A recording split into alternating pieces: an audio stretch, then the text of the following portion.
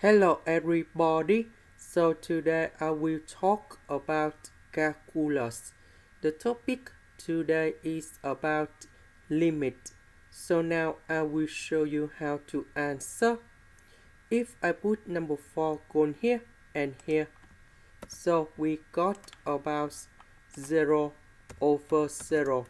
That is about, we can use L'Hospital.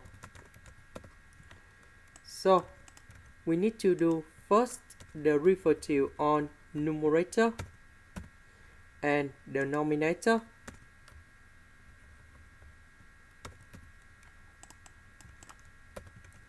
So this one we have b cosine bx.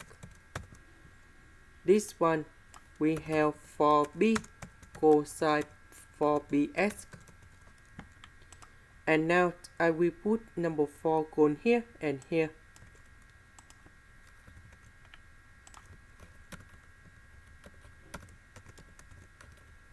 So this one we have 1 over 4.